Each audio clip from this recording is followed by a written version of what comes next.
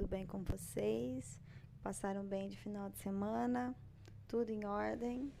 Bom, hoje a gente tem 2 aulas de matemática, a gente continua fazendo a nossa revisão para a prova de matemática, que logo tá chegando. Então, vamos lá, pessoal. Nessa primeira parte da aula, a tia Estela explica o conteúdo, explica as questões, o que vocês têm que fazer. E na próxima aula de matemática é a correção, tá? Então, façam todos os exercícios e aí você vai para a segunda aula para fazer a correção, para não sobrar nenhuma dúvida, para na hora da prova vocês arrasarem. Bom, nós começamos hoje no módulo 14.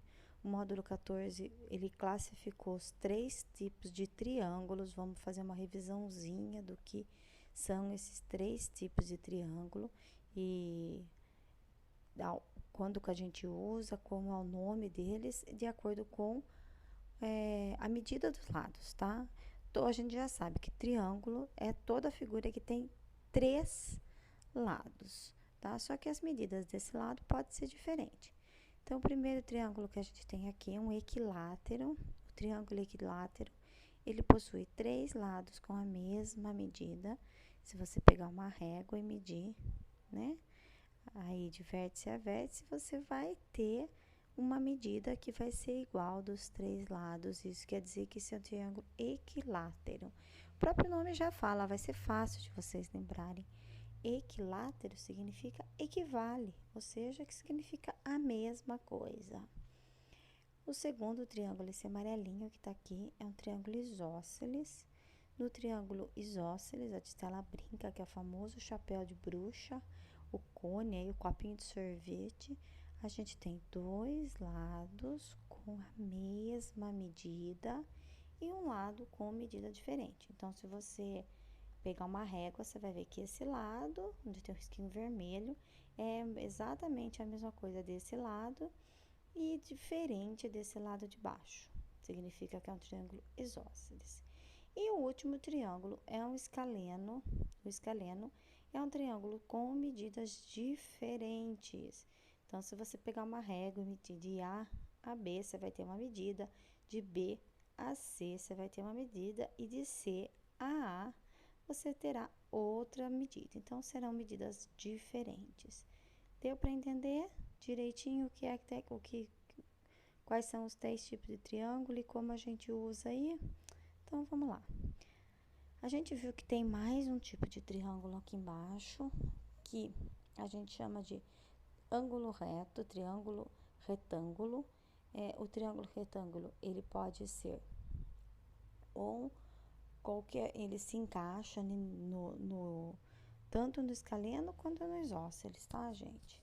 E aí, a gente tem aqui um triângulo onde existe um canto reto.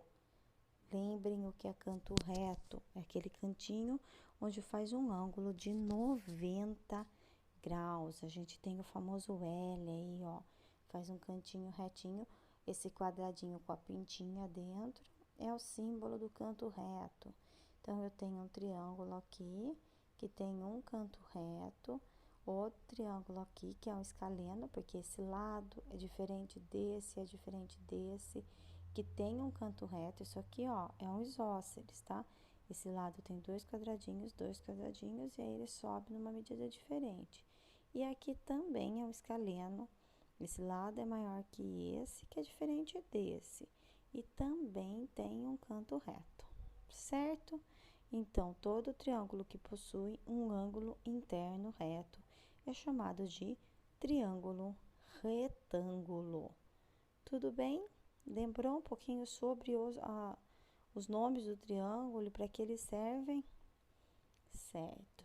Na primeira atividade, na número 1, você vai criar uma sequência usando triângulos. Então, você tem vários triângulos aqui e você vai pintar, você vai criar uma sequência muito pessoal. Você vai fazer do jeito que você achar que vai ficar muito mais bonito e você vai fazer uma sequência de triângulos, tá?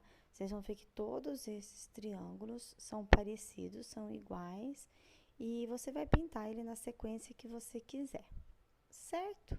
Bem bonito e bem fácil de você fazer. No exercício 2, nós temos 4 triângulos dentro dessa malha pontilhada.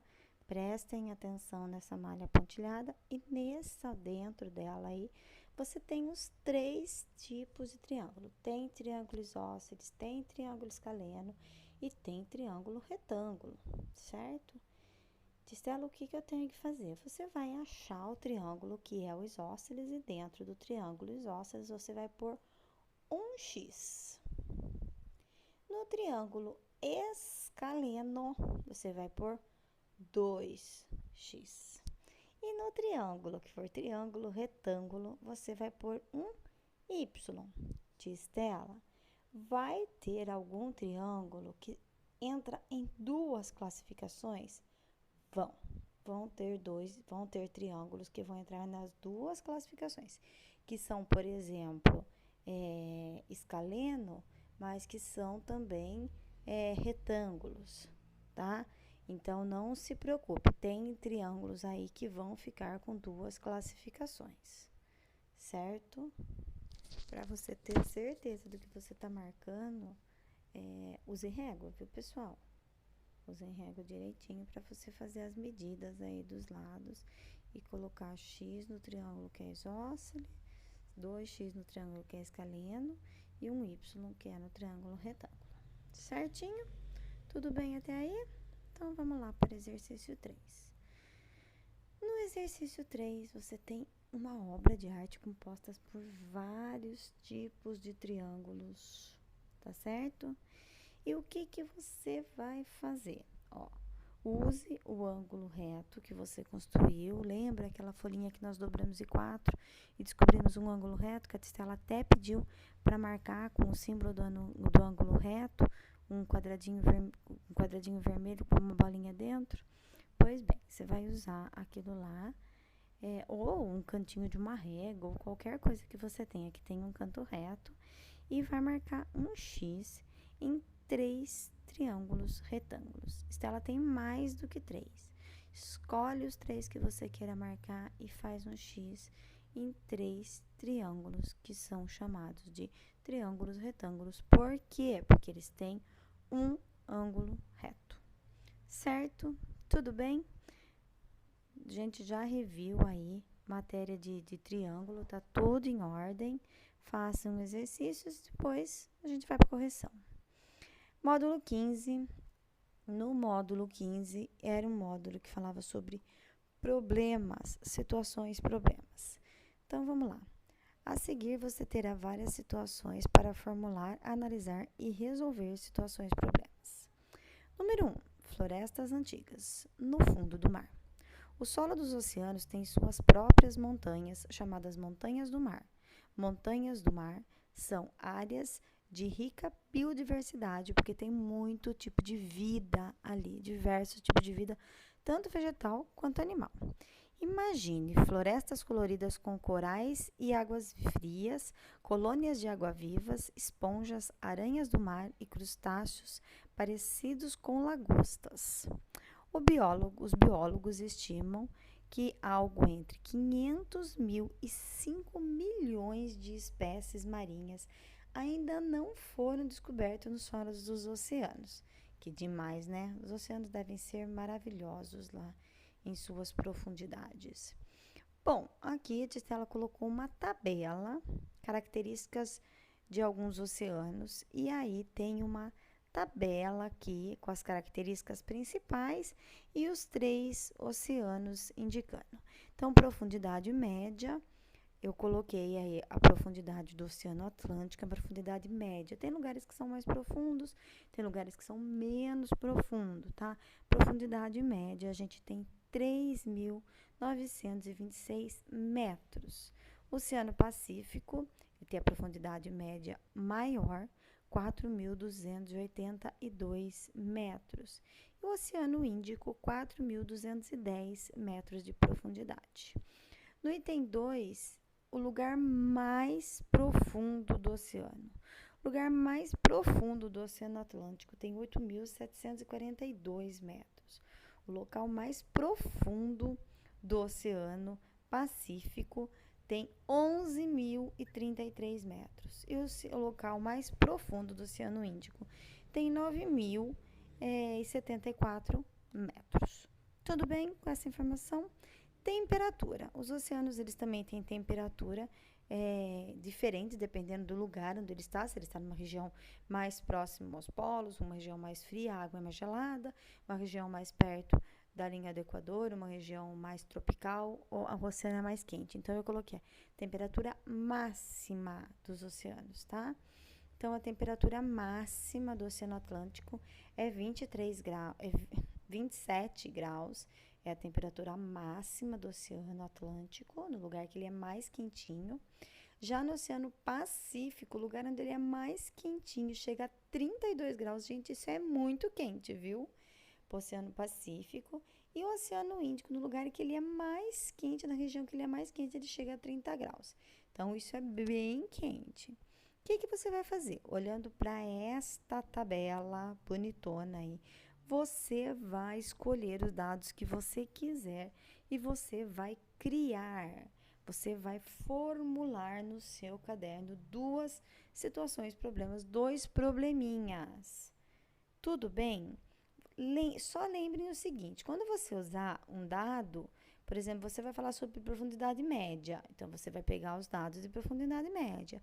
Você vai falar sobre profundidade máxima e você vai falar sobre temperatura. Não dá para você misturar, por exemplo, temperatura e profundidade. Não dá. Não dá, tá? Então, presta atenção na sua formulação de problema para você não fazer besteira. Um dos seus problemas tem que envolver uma adição. Então, você pode, sei lá, pedir para juntar a temperatura de 2 oceanos, ou você juntar a temperatura de 3 oceanos, não sei. Você vai pedir aí, para fazer, a resolução do seu problema vai ser uma adição. E no segundo, o outro problema vai ser uma subtração, tá? Então, no seu problema, você vai formular a pergunta e a resposta vai vir através de uma subtração. Com certeza vai ser comparativo. Então, qual a diferença? Qual é mais? Qual é menos? Tá? Mas vai ser você vai usar uma subtração. Formulou os dois problemas? Formulei. É pessoal, viu, gente? Não tem tem que ser sobre profundidade média, tem que ser sobre profundidade máxima, tem que ser sobre temperatura. Não, você vai usar o dado que você quiser. Mas na hora de formular o seu problema de escrever, você vai colocar lá sobre profundidade média, nananana, tá? Sobre temperatura máxima, você vai falar qual item. Para isso, a Tistela até colocou esse item B aqui, ó, que eu perguntei quais foram os dados que você usou para fazer a sua tabela. Tistela, eu usei temperatura e eu usei profundidade máxima. Eu usei profundidade média, não sei. Você vai escrever para mim aqui os dados que você usou. Certo? Facinho, você vai tirar de letra para formular esses dois problemas. Capricho, seus problemas têm que ter todos os dados, ele tem que ser, a pessoa que lê tem que entender o que você queria ali, porque alguém que faz um problema é para outra pessoa resolver, tá? Você vai formular o problema, escrever o enunciado dele, fazer o cálculo e colocar a resposta, tá? Completo. Isso cai na prova, viu, gente? Eu já montei a prova de matemática e eu coloquei uma situaçãozinha problema dessa. No próximo, acho que ela tá até errada aqui, né? Esse aqui tá com 1, então esse aqui é o 2. Então, vamos lá, vamos arrumar. 2. No problema 2, nós temos que fazer a seguinte. O 2 é resolver a situação problema. Então, o senhor Pedro e sua esposa, a dona Marta, fazem chocolates caseiros para vender na Páscoa. De acordo com as encomendas dos clientes, ele utiliza diferentes embalagens para acondicionar, ou seja, guardar os seus produtos. E aqui vocês têm várias embalagens que ele usa, ó. Tem embalagem quadradinha, tem embalagem mais retangular, tem embalagem triangular. O que eu preciso prestar atenção? No que está escrito aqui nessas embalagens, ó. Se você fizer xerox e os seus xerox não ficar muito bons, dá uma olhadinha aqui, porque aqui tá dando para ver bem, tá? Então, eu tenho uma embalagem A que não tem a quantidade de peso, eu não sei quanto pesa, mas eu sei que a embalagem B pesa 75 gramas, e aí a soma dessas duas embalagens dão 200 gramas. Então, de acordo, a encomenda do cliente X foi guardada, foi acondicionada em duas embalagens de bombom, dando um total de 200 gramas. Na embalagem A, foram colocados 75 gramas de bombons sem recheios, e na embalagem B, os bombons recheados de uva. Quantas gramas de bombons há na embalagem B? Então, faz o cálculo e resolve. Não fez o xerox, faz no caderno sem problema nenhum. No B, você tem uma balança, onde tem 3 embalagens exatamente com o mesmo peso.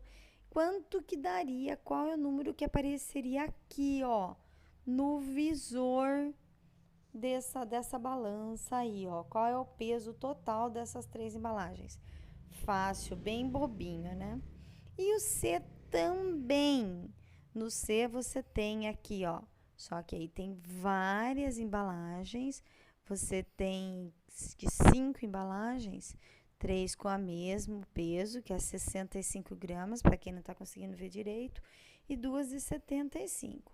Então, se eu juntar essas 5 embalagens, qual é o peso que apareceria aqui no visor desta balança? Pessoal, certo? Vocês podem começar a fazer, resolvam tudo direitinho, coloquem cálculo, coloquem resposta completa e depois você vai para a segunda parte da aula, que é a correção. Vamos lá, pessoal, trabalhando. Beijo, a gente se vê daqui a pouquinho.